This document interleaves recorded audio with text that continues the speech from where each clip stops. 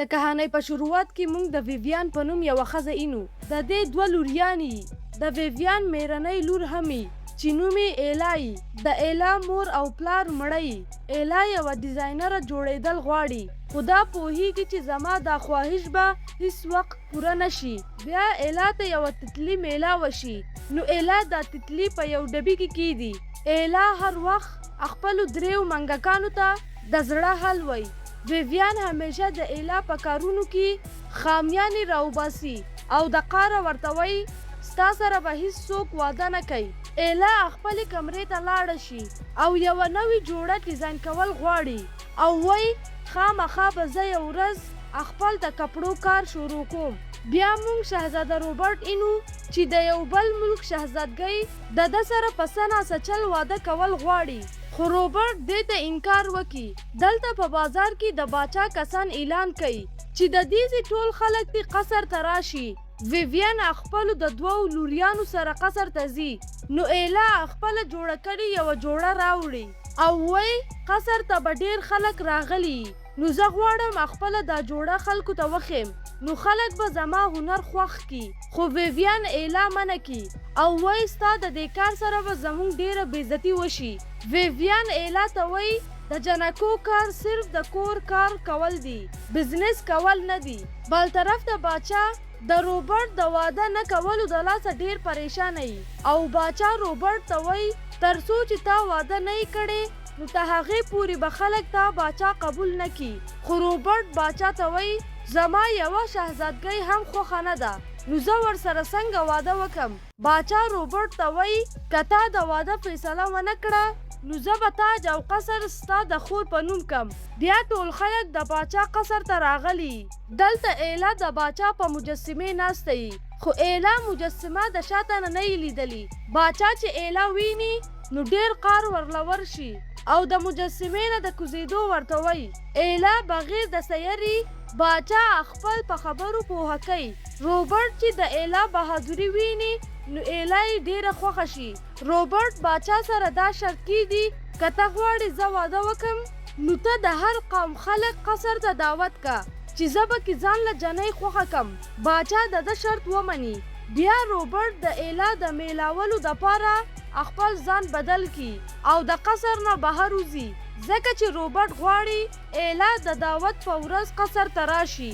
بل طرف ته ایلا د ویویان نه په پټه بازار ته لاړه شي او خپله ډیزاین کړې جوړه خرڅول غواړي، خو هیڅوک د دې نه جوړه نه اخلي، ځکه چې په دې کینګډم کې د ښځو د بزنس څه اهمیت نه وي. ټول خلک د ایلا مذاق اړوي. بیا دغلته روبرټ راشي. ایلا فکر کوي چې دا د یو بل ځای نه راغلی دی. ایلا روبرټ ونه پیژني.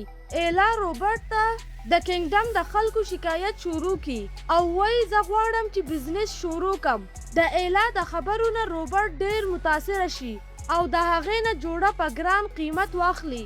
د باچا کسان بیا اعلان وکړي چې شهزاده ځان له جنۍ خوښول غواړي او ټولې جنکۍ د قصر ته راشي. ایلا خاندي چې څنګه یو کس دومره زر خپل د زندګۍ فیصله وکړي، خو روبرټ د دې په خبرو ځان نانګاره کړی. روبرټ ایلا ته قصر ته د راتلو ووایي چې کیدای شي ستا خبرې د باچا فکر بدل کړي. روبرټ دې ته وایي زه هلته ډېر غټ غټ خلک پیژنم، زه به تا د هغو سره اشنا کم. ایلا د ده خبره واوري او بیا ایلا قصر ته د تلو دپاره ځان له یوه ښکلې جوړه ډیزاین کوي. ویویان خپلې لوریانې قصر ته د تلو دپاره تیارې کړي. ایلا هم ځان تیار کړي او ویویان ته وایي زه هم ستاسو سره ځم، خو ویویان د دې کپړې خرابې کړي او ډېره قار شي ورته. ایلا په جړه خپلې کمرې ته لاړه شي. بیا په ایلا پسې هغه وړه تتلي راشي چې وس غټه شوي، نو د ایلا په لاس کیني. لږ ساعت بعد دغه تتلي په یو جادوګر بدل شي. جادوګر د ایلا مدد کول غواړي. دې د ایلا کپړې په یو ښکلې جوړه بدله کړي او پیزر ورله هم بدل کړي. جادوګر د ایلا د درې منګکانو نه انسانان جوړ کړي چې د ایلا سره قصر ته لاړ شي. دې په ایلا داسې جادو وکړي چې د دې میرنۍ مور دا ونه پیژني. جادوګر ایلا ته وایي چې دا جادو به شپې د 12 بجو پورې او د هغې نه بعد به تاسو واپس خپل په زوړ حالات شئ. بل طرف ته روبرټ د ایلا انتظار کوي خو ایلا لا تر اوسه نه راغلی. ډېری جنکۍ د روبرټ د متاثره کولو کوشش کوي خو روبرټ د دونه ځان پسه جوړ خلاصوي. ایلا چې قصر ته راشي نو د خپلې میرنۍ مور سره ټکراو شي خو هغه ایلا ونه پیژني. ایلا چې روبرټ ویني نو پته ورته ولګي چې دا هم هغه هلک دی چې زمانه یې کپړې اغوستې وې. نو ایلا د دغه ځای نه د تلو کوشش کوي خو روبرټ ایلا منع کړي. بیا ایلا ویني چې د روبرټ خور د ایلا ډیزاین کړې جوړه اغوستې ده نو ایلا ډیره خوشحاله شي.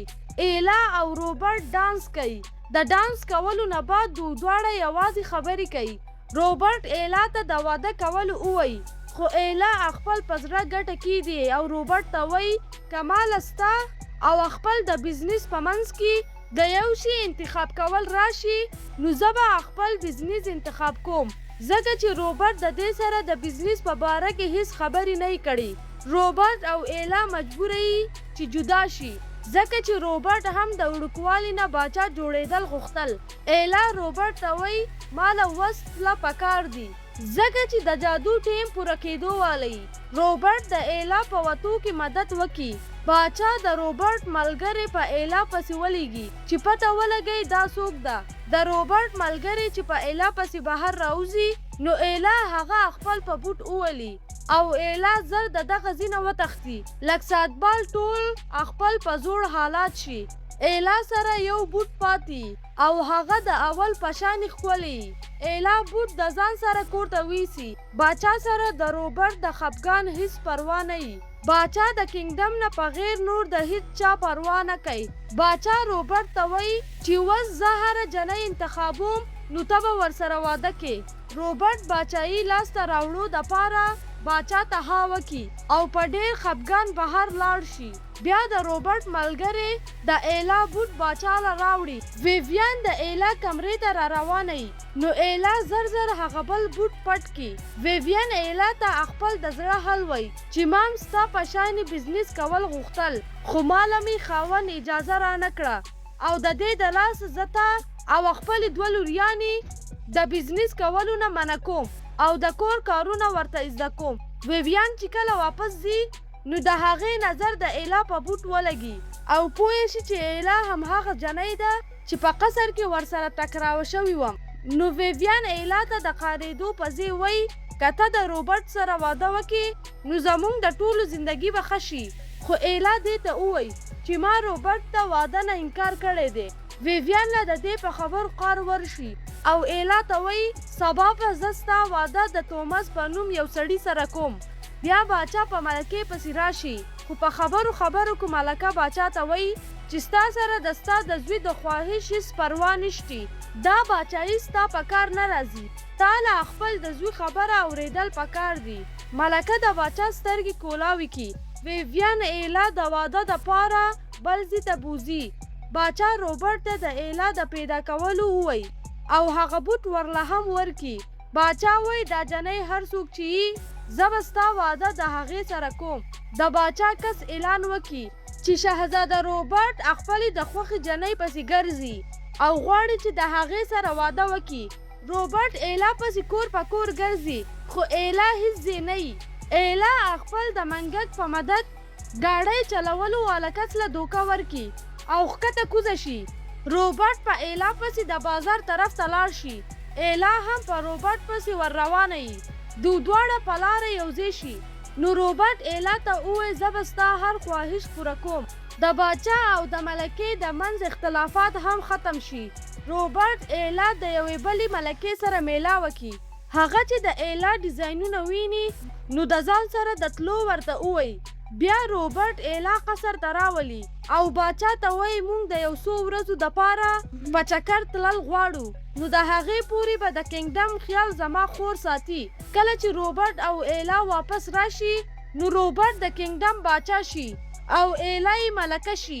د ایلا مور او خویندې هم ډېرې خوشحاله وي او دا کهاني همداسې ختمه شي. که ستاسو دا ویډیو خوښه شوې وي ویډیو لایک کړئ، چینل سبسکرایب کړئ او خپلو دوستانو سره یې شریکه کړئ. د الله په امان.